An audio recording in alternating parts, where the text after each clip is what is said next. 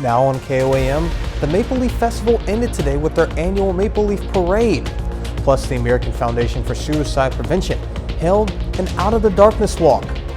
And the Southeast Kansas Humane Society hosted their annual Bark in the Park event. The 4 states' most watched news starts now.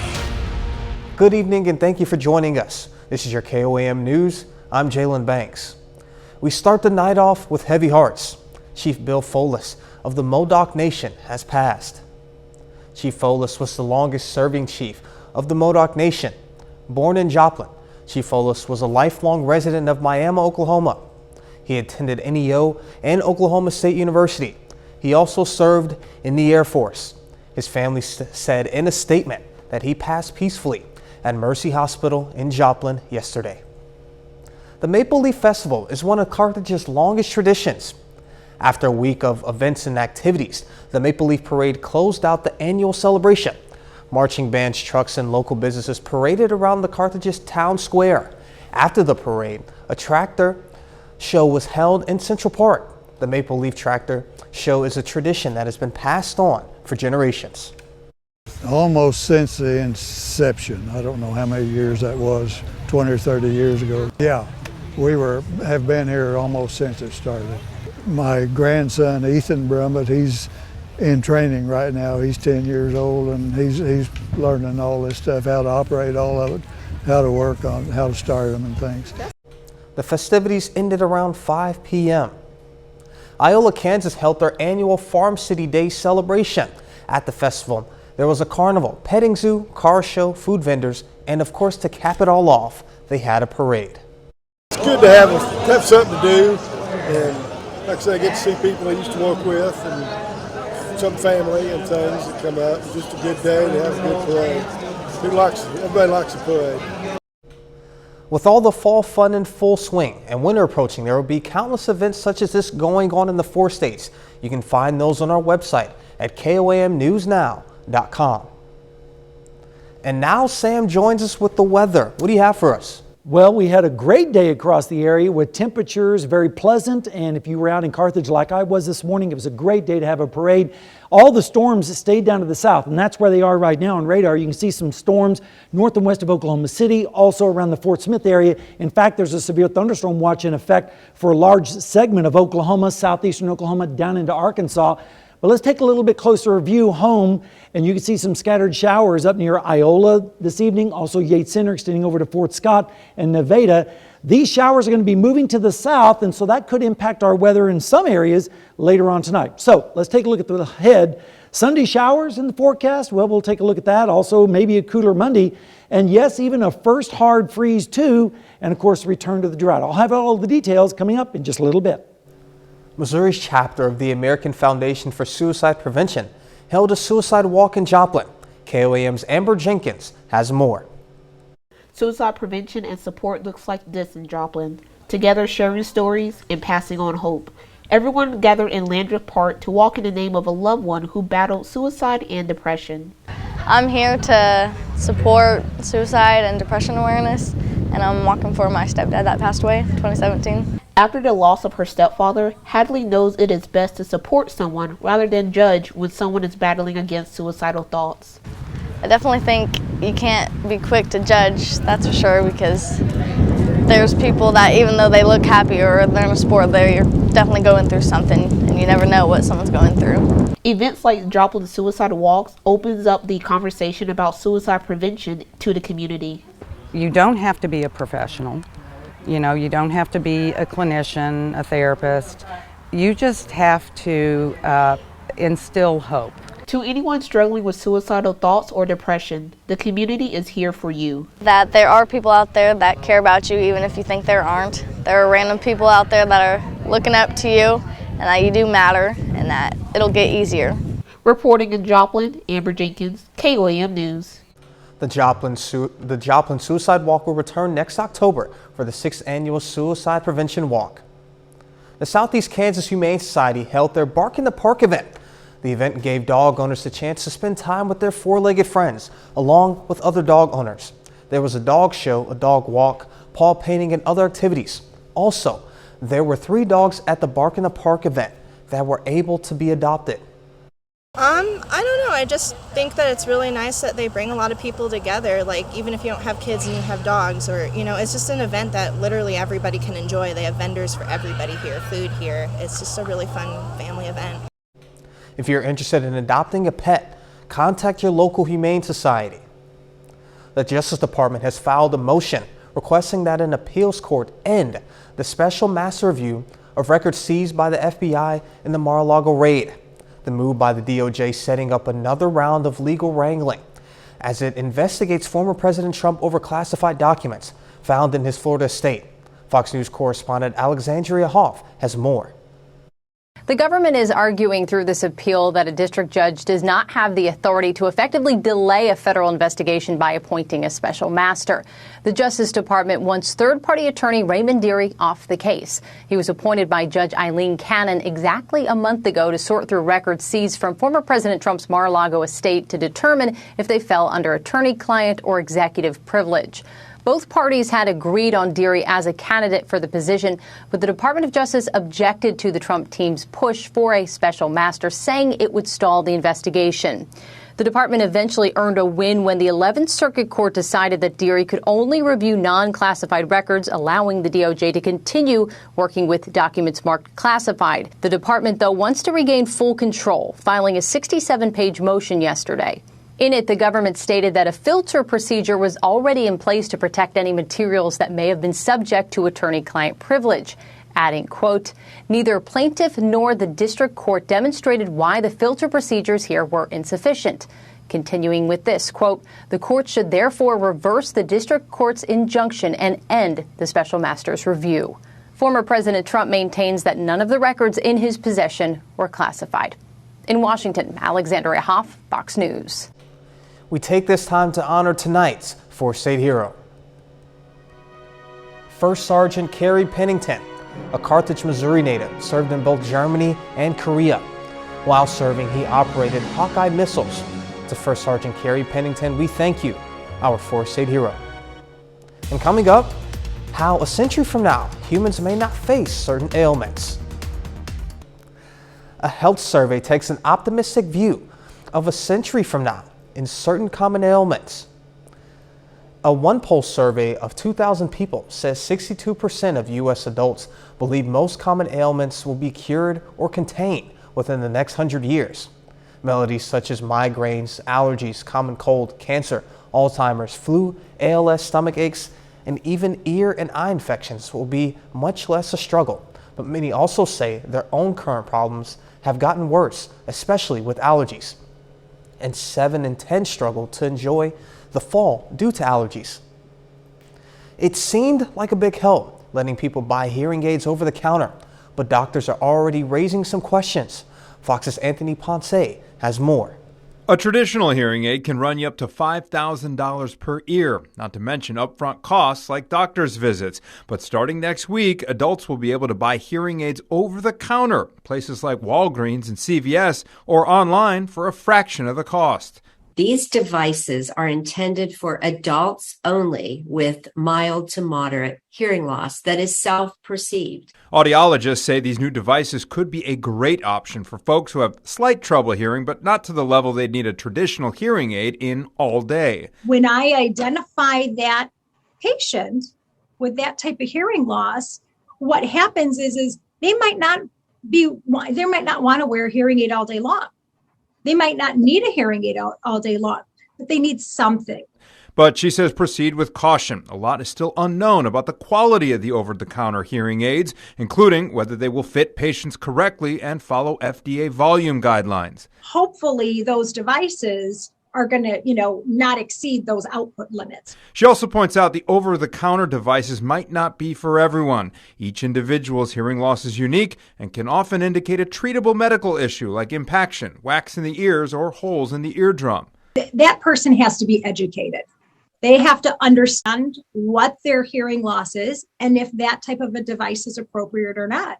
Over-the-counter hearing aids are expected to hit pharmacy store shelves on Monday, October 17th. Again, they are for adults over the age of 18 who suffer from mild to moderate hearing loss. And if you do fall into that category, doctors still say you should get an ear exam. Anthony Ponce, Fox 32, Chicago. Cambridge researchers found signs of dementia based on when data was first collected, often 5 to 9 years before diagnosis. The scientists say impairments indicating dementia are often subtle and include memory, reaction times, grip strength, weight loss, and number of falls. Individuals likely to develop Alzheimer's were more likely to have fallen 12 months before a diagnosis. The findings may allow for earlier screening to reduce risk. Later, why a certain baby formula was recalled.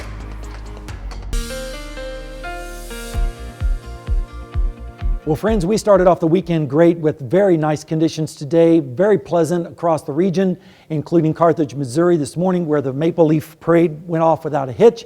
And also down in Seneca, Missouri, too, at the Indigo Sky Casino and Resort. Pretty nice evening down there as well as for those folks. All right, let's take a look at the highs today. They were very pleasant, generally in the upper 60s to around 70 degrees, even approached 80 degrees this afternoon. In fact, that was our high in Joplin. A little bit warmer down to the south in places like Grove, where they topped out at 82. 82 also over in Veneta. A little bit cooler up to the north in Garnett and Fort Scott, where they made it up to 73 degrees. Right now, we're going to look at the almanac. You can see it was 80 degrees this afternoon. We started out at a cool 49, which was around normal for the lows, but we were above normal on the highs, close to that record actually of 1950 of 88 degrees, and of course 32 degrees this time of year back in 1986, and we're going to see that over the next few days. We could actually see some record lows in some locations. Over this last month, you can see that right now we have 12 days above normal on our highs and 2 below and 1 normal, and I think we're going to see more below normals, and you'll see that in the forecast in just a little bit. All right, let's take a look at the radar. We do have some storms on it, especially down in eastern Oklahoma and western Arkansas. We're seeing some severe thunderstorms down there just to the south and west of Danville. Also a storm up near Bentonville. Let's take a closer in view of the showers in our region, stretching from Iola over to Fort Scott, Mound City, over to Nevada and Sheldon. This is drifting off towards the south and east, so some folks are going to get some showers tonight, which is certainly welcome news with all the drought that we've been seeing. Temperatures right now are in the 60s and 70s, even a few 50s thrown in like Iola with 59, 70 still though down in Grove, and 71 in Jay. The dew points, that's the big story. We're seeing an increase in the dew points and the moisture, generally in the 30s and 40s right now, but even some 50s showing up down in Delaware County. All right, right now in Joplin, we're sitting at 63 degrees. It feels like 63. The dew point's 42. The humidity is about 46%. And the pressure is currently steady. Your forecast for tonight looks like this. We do have those scattered showers and storms in our area. They'll mainly move to the south and east, and then lows will be generally in the 50s, even a few 40s sprinkled in, especially up towards the north. Then as we go through the day tomorrow, mostly cloudy with temperatures in the upper 60s to around 70 degrees with those northerly winds bringing in that drier air. Then as we go into Monday morning, take a look at this. Lows in the 30s across our area, mid-30s up to the north, and even some 40s down to the south. And then as we go through Monday afternoon, partly cloudy skies with northerly winds continuing and highs only in the 50s across our area. That'll feel pretty cool. Then Tuesday morning, check this out. Lows in the 20s. Yes, 20s across our area, so a pretty good freeze across the entire region. All right, let's take a look at the rainfall amounts. Not going to be a whole lot, just a few scattered showers producing maybe around 1/10 of an inch of rain this evening, and then that's about it. Let's take a look at the forecast over the next 7 days. You can see 70 tomorrow, 59 on Monday, 50, only 50 for the high on Tuesday with lows in the 20s, and then we start getting back close to 80 degrees by next weekend, Jalen. A high of 50. A high of 50. Man, we haven't seen those temps since That's right. February, well, probably maybe? May or maybe April probably. Yeah. We definitely need to break out the sweaters for that one. Absolutely. All right, thank you, Sam. Next, the current state of inflation in the U.S. Another bad day of economic news for President Biden. Retail sales were again disappointing in September as inflation sends prices soaring, limiting what consumers can spend on non-necessities. It comes as the president's strategy seems to be, if you think it's bad now, wait till Republicans are in charge. Fox News White House correspondent Jackie Heinrich has the story. It's been 3 consecutive days of tough economic readings, but don't expect any policy changes at the White House. The policies that we're doing to help mitigate and ease price pressures are having effect. Look at goods inflation. It was flat if you take out energy. Friday, the Commerce Department reported retail sales were unexpectedly flat in September, households cutting back on buying cars, appliances, and electronics amid stubbornly high inflation and rising interest rates. Thursday, new data showed inflation jumped 8.2% from last year, largely driven by rising food, energy, and housing costs. And Wednesday, the Producer Price Index showed a strong indication inflation has not peaked. Biden's critics blame his spending. Biden came in and spent and borrowed and printed $4.1 trillion. I mean, this isn't complicated, folks. The White House strategy: tell people the grass isn't always greener. The president's saying this more. If Republican wins, inflation is going to get worse. It's that simple. And the administration wants reporters to say it too. One official pointing the press to an interview coming next week with Republican House Leader Kevin McCarthy, saying he continues to showcase how eager MAGA congressional Republicans are to make inflation worse if it means a windfall for rich special interests at the expense of middle-class families. But there's a less clear strategy on bringing down energy costs. The Treasury Secretary now saying the world needs Russian oil to stabilize global markets. The challenge is keeping it from benefiting Vladimir Putin. What we want to see is that Russian oil continues to flow into the market and that countries are using the leverage provided by the existence of this cap to bargain lower prices. At the White House, Jackie Heinrich, Fox News. A new issue forces the recall of one baby formula product. Abbott Labs, makers of a key infant formulas, is voluntarily recalling several of its ready-to-feed Similac liquid formulas. The recall is over a bottle defect where bottles may not have been sealed completely, leading to a possible spoilage. 8 of the ready-to-feed Similac products are being recalled. The FDA says the recall won't affect overall U.S. infant formula supplies or other powder or liquid formulas. For specific bottles recalled, go to Abbott.com and enter Similac in the search, then look for Similac recall website.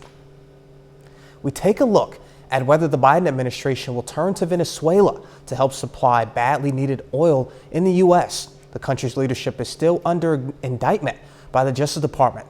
One Fox News congressional correspondent has more.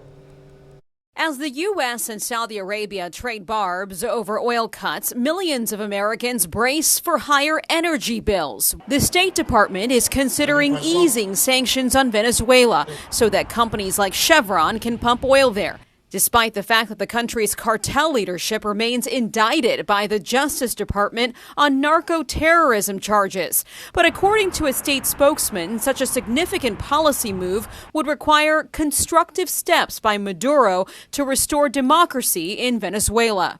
The White House and Democrats, in the meantime, continue making public threats to punish the longtime Gulf ally. It's unlikely that we will support any additional arms sales to the Saudis. If we can't get the oil from Saudi Arabia, if these actions and consequences don't change Saudi's and OPEC's decision on oil, where do we get it from? We need to slowly pivot away from this reliance and make investments in renewable energies that will allow us to keep up with our supply and demand. But Republicans and U.S. oil producers say the only immediate solution is unleashing domestic production. Former Bush Deputy National Security Advisor Elliot Abrams agrees. The idea that we're going to punish the Saudis and that will somehow produce more oil supplies, that is not going to work. It's just going to embitter relations a bit more.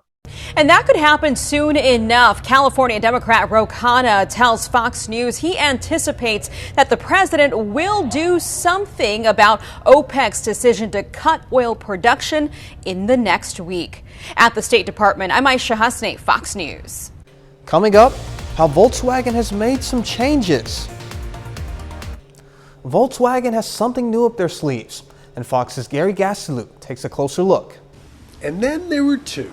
The Volkswagen Golf has entered its 8th generation as one of the world's best-selling economy cars of all time. But now that Volkswagen is mostly focused on selling SUVs and electric cars in the United States, it's only sending us the best of the bunch. The iconic GTI and this, the very high-performance Golf R. This comes with a 315 horsepower, 2-liter turbocharged 4-cylinder engine, making it the most powerful Golf ever sold in the United States, and an all-wheel drive system to make the most of it. It's still a practical yet very compact car, but far from an entry-level model. It has a starting price of just over $45,000, but comes fully loaded with features like a computer-controlled suspension system and track-capable brakes. What it doesn't have are many buttons. Along with a full digital instrument cluster, it has a touch screen and touch-sensitive pads that you have to use to operate things like the climate control on the touch screen.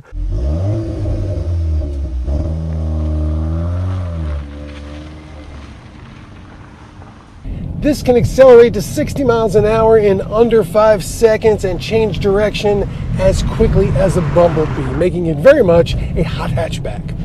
And there is one touchpad in it that I like quite a bit. It's this R on the steering wheel that puts it into race mode, which stiffens the shocks, makes the accelerator response and transmission shifting more aggressive. And there's a special setting named after Germany's Nürburgring, which is a 13-mile long racetrack that's very windy and bumpy, more like this road than it is other racing circuits. That keeps the throttle and transmission in their sportiest settings, but softens up the shocks so the ride's less shocking. One thing this does have in common with the regular Golfs is that it's relatively fuel efficient and has a 30 mile per gallon EPA highway rating, although it's easy to get more than that. So it is still something of an economy car, even if it's an expensive one. In the 2022 Volkswagen Golf R, Gary Gastoline, Fox News. And that's a look at the first 30 minutes of your KOAM News. We'll be back with more after the break. Violence against law enforcement is on the rise, with at least 12 police officers shot this week alone across the U.S., 4 of them killed in the line of duty. The country's largest police union is calling for an end to the anti-cop rhetoric and progressive policies they say put law enforcement in danger. Fox News correspondent Alexis McAdams has more. With more violence against police officers, departments across the country say they're seeing a spike in retirements and in resignations. The National Fraternal Order of Police blames this on a culture that they say does not respect authority or the sanctity of life. If you notice, all the conflict that police are encountering now is the folks not obeying the police. And it goes all back, I think, that we need to revamp our criminal justice system to where we've got more money to put out there to prosecute and to remove these folks from the society. This comes as the community in Bristol, Connecticut is grieving the loss of 2 young police officers. Bristol Police Sergeant Dustin DeMonte and Officer Alex Hamzy were killed while responding to a 911 call on Wednesday. Investigators say that call was made to lure those officers to the home where they were ambushed in the driveway. A 3rd police officer was badly injured, but he is expected to be okay. Investigators identified the gunman as Nicholas Brucher, who you see here. Now, according to his Facebook page, he was friends with one of the officers that he killed. Fox News Digital finding a profile for who is believed to be Officer Hamzy on Facebook. The suspect's friends list is where he was listed. Officials have not yet confirmed if the 2 men knew each other, though. Meanwhile, law enforcement out in Raleigh, North Carolina, grieving the loss of one of their own. Off-duty police officer Gabriel Torres was killed while he was on his way into work. Torres was one of 5 people killed in a mass shooting on Thursday after a 15-year-old boy opened fire near a nature trail. Among the victims, the shooter's own brother. Now, violent crime is up in many communities across the country, and polls show voters are focused on the economy, crime, and inflation ahead of the midterm elections. Reporting in New York, I'm Alexis McAdams, Fox News. We've had fair attempts, and hopefully that continues. Sam? Well, we're going to be on a little bit of a roller coaster over the next few days, and we'll get to that in our forecast. But first, I wanted to show the radar because there is some storm activity on it, mainly down in Arkansas and Oklahoma this evening. A severe thunderstorm watch in effect until 11 o'clock for those folks. A little bit closer home, we're starting to see the low-level jet kicking in now, and that's going to generate some showers and storms over here near Howard and Granola, and that's going to be developing as we go through the evening hours. We also have some showers stretching from Iola to Fort Scott to Nevada over to Stockton. So there is a chance of showers tonight, and that will be in our Sunday showers forecast. But we are going to be looking at a cooler Monday, and yes, even a first hard freeze this fall. And then, of course, we're also going to talk a little bit about returning to the drought. All that coming up in just a little bit. Next, President Biden's spending plan. The president is in Portland promoting the Inflation Reduction Act, plans for lowering health care and drug costs, and supporting Democrats, including Tina Kotek, who's in a tight race for governor in Oregon. Fox News correspondent Dan Springer has more from Portland. President Biden spent much of the day in Portland giving a speech on his Inflation Reduction Act, essentially telling the folks here that you just have to give it more time. It's just now taking effect, and to bring down prices on prescription drugs will take some time. But he was also here to fire up the Democratic base with the midterms just a little more than 3 weeks away. When it actually comes time to do something about inflation around the kitchen table, Republicans in Congress said no. If they take control, they've said their first aim is to get rid of the Inflation Reduction Act, and inflation is going to go up, not down. Biden's other goal was to help Democrat Tina Kotek avoid an embarrassing loss in her run for governor of Oregon. She's actually trailing in the polls in a state that hasn't elected a Republican governor in 40 years. It's a three-way race right now with well-financed independent Betsy Johnson, a former Democratic lawmaker. She's been pulling more support from Kotek than Drazen, playing the spoiler role. And that has Republicans thinking that they can end a long drought in a state that went for Biden by 16 points in 2020. But now the president's job approval rating is just 34%. It can't possibly be true that President Biden, who has very low approval ratings even in Oregon, is going to benefit Tina Kotek in this race. I mean, she's in a tough spot. President Biden is leaving this speech today and going to a reception for Tina Kotek in which he's going to be charging $10,000 for a picture with him. It's a lot of money she hopes to raise in a race that everyone thinks is going to go right down to the wire. In Portland, Dan Springer, Fox News. Later, how one Girl Scout is helping out.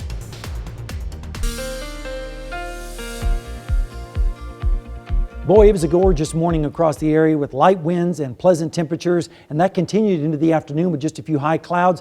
And it's still a pretty nice evening out there, including Seneca, Missouri with the Indigo Sky Casino and Resort. We do have some showers and storms on radar, and that's good news because it's been dry for so long. I would even consider that good news as well. Let's take a look at the temperatures this afternoon.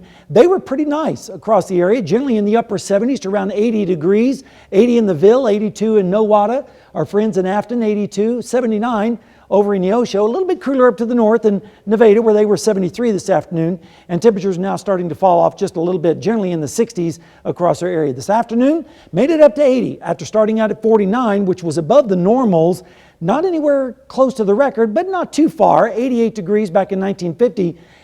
Keep in mind this 32-degree reading because we're going to get close to setting some records around here over the next few days. Over the last couple of weeks, we've been mainly above normal on our high temperatures, just a couple of days below one normal. And then, of course, today we were both above normal as well as yesterday.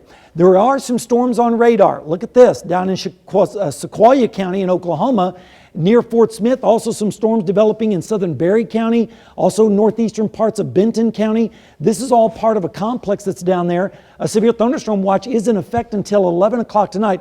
Not for our area, it's mainly down to the south. We do have some showers in our area though, from Iola to Fort Scott to Nevada, extending on over towards Stockton. And we also now have some storms developing back further to the west near Sedan, Kansas. The drought is still in place and it's getting worse. Exceptional drought right now from southwest Missouri, southeast Kansas, northeast Oklahoma, and of course surrounded by extreme drought. So this rainfall is certainly going to help. How much are we going to get? Well, generally around a tenth or less, which is not a lot, but some areas could pick up a little bit more, especially the further south you go, like folks down in Bentonville and Gravette in northwest Arkansas. They might pick up just a little bit more as the storms are a little heavier down that way. Temperatures right now are in the 60s, even a few 70s thrown in, like our friends in Miami, as well as Grove. A little bit cooler up in Iola, where they're currently sitting at 57 degrees. The dew points, they're up as well because of the moisture in the air, and that's good news. Generally in the 40s and 50s right now. Here in Joplin, we're sitting at 63. It feels like 63. Dew points 42. Pressure is currently steady with a humidity of 46%. Your forecast for tonight shows those scattered showers and storms moving across our area, but by tomorrow morning at 7 a.m., they should be gone with northerly winds and lows generally in the 50s, maybe a few 40s sprinkled in there. Then tomorrow, remaining mostly cloudy, maybe some breaks up to the north, but generally temperatures in the upper 60s to around 70 degrees. Then as we go through Sunday night into Monday morning, temperatures are going to be dropping down into the 30s And that's only a foretaste of what's to come with northerly winds and drier air coming in. Monday afternoon looks pretty good, just a few clouds floating by. But look at this, highs only in the 50s for Monday with northerly winds. But check out Tuesday morning. Our first hard freeze across the area with temperatures in the 20s across our area, 26 in Nevada, 24 in Osceola. Some places could see teens further to the north, but it's going to be a hard freeze across our area. How about the next 7 days? Well, tomorrow 70, and then 59 on Monday, 50, only 50 for Tuesday, with temperatures in the 20s in the mornings, but then we start to climb out of that hole as we head towards next weekend, with temperatures getting close to, once again, near 80 degrees. So a little bit of a break in the heat, but it's going to be coming back a little bit as we head towards next weekend. Yeah, a tad bit of a roller coaster. A little bit of a roller coaster, so hang on. Absolutely. All right, thank you, Sam. And coming up in sports, Pitt State is on the road facing Lincoln today. Plus, Missouri Southern aims for back-to-back wins against Central Missouri. Those highlights and more next.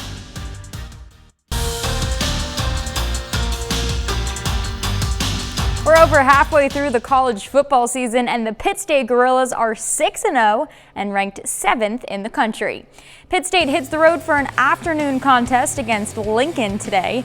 The Gorillas roll by the Blue Tigers 49-10. Colby Katzis has 2 catches for 93 yards, and Caleb Lewis scores 2 rushing touchdowns. PSU is back at home next Saturday, hosting Missouri Western on homecoming. Missouri Southern is 4-2 through 6 weeks, facing Central Missouri today. Second quarter, Missouri Southern down 10. Dwayne Lawson takes the snap, breaks the plane for the 1-yard score. That cuts the Mules' lead to 3. Right before the break, UCM looks to extend their lead. Cedric Case throws it to the end zone. He's picked off by Jalen Dennis. 10-7 Central Missouri at half.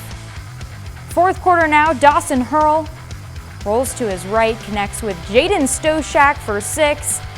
Lions within 3, but that would be as close as they get. Southern falls to Central Missouri 20-17.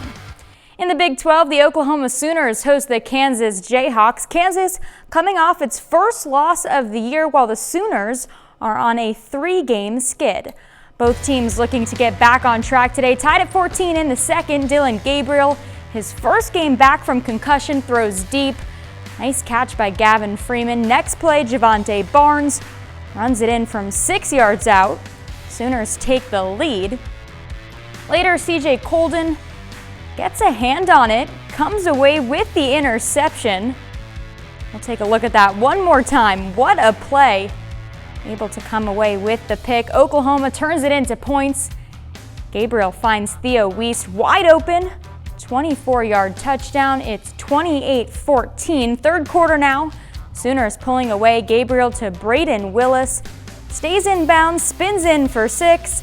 Oklahoma takes down 19-ranked Kansas 52-42. Basketball is right around the corner, and the defending MIAA regular season champs hit the floor this afternoon for practice. The Lions are picked first in the MIAA preseason poll for the first time in program history. They return 4 starters from last year's team, and with some new additions and the development of their returning core, head coach Ronnie Russell says this year's group is even more talented than last year's. Lane Skiles, who's a great shooter, has really worked on putting the ball on the floor, getting around the rim and finishing around the rim. She's playing with a lot more confidence in that aspect. Haley Grant has gotten a lot better at putting the ball, being strong with the basketball, finishing around the rim.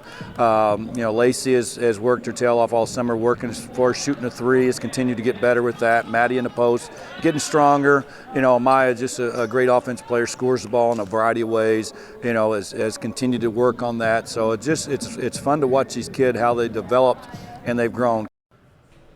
The Missouri Southern men have a new head coach this year. Sam McMahon returns to Missouri Southern, where he previously served on the coaching staff for 6 seasons. He takes over a Lions program that went 14-15 last year, and the Lions lose their 2 leading scorers from that team, Stan Scott and RJ Smith, but that leaves room for some different guys to step up and lead. And McMahon says there's a handful ready for the challenge. I think Avery Taggart's ready to take that next step. Also our new guys, Parker Long, Sam Thompson, they're going to be tremendous for us. And then Christian Bundy, he's been here forever. He's been to NCAA tournaments, so he's well seasoned and he's ready for that next step in his career. Practice has been super competitive. We got some dudes that are flying around. I'm really excited for this team. I think we're really fast. We can play in transition a lot. We got a lot of big dudes. Nongo now, he's looking to have a breakout season, so should be a good year for us. That's a look at sports. We'll be right back. A girl worked for years to bring a resource she says is needed in her community in Arkansas. The project is aimed to help every girl feel confident as they grow up. Amani Williams shares her story. Sitting on the corner of South 2nd Avenue and West Court Street in Piggott are 2 lockers with lion engraved on the handles. But when you open the locker, you can find hygiene products that are essential, like liners and baby wipes. While you're driving by, it just looks like a locker, but you actually take the time to come and stop by and look at it, open it up, you'll see that it's actually something that you can grab and donate. Jacqueline Clark is a senior Girl Scout. Clark said she wanted to bring something to her community that she felt was needed for everyone, but especially girls her age. Whenever you're in your teenage years and it's that time and you're just starting and you don't want to tell your mom and you're around Piggott and you don't want to go to the store or anything, this is extremely helpful because you can just go get what you need. Clark said sometimes it's hard to find certain items in Piggott, so this makes those items easier to find. Because in the stores, sometimes you can't find what you're needing in the stores, especially here in Piggott. And then while it's here, it's easier to come get. It took her 3 years to bring this hygiene locker to Piggott and 50 hours of work recently. And then getting it here and putting everything here, it was not easy. Clark said knowing it would help someone that she may call a neighbor pushed her to the finish line. That's a great story. Yeah, that's awesome. All right, what do you We have a for us? great forecast for tomorrow. We're going to see temperatures around 70 degrees, but then we start the roller coaster. We're going to get cool in the afternoons and cold in the mornings, and then we start the slow climb towards next weekend with another chance of showers early next week. So not a bad looking forecast. Yeah, not at all. And then as far as sports go, Pitt State had a huge win over Lincoln, 49-10. Unfortunately, Southern falls to a close one against Central Missouri, 20-17. And that's our time for now. Thank you so much for joining us. We'll see you right back here next time. Thank you for making us part of your night.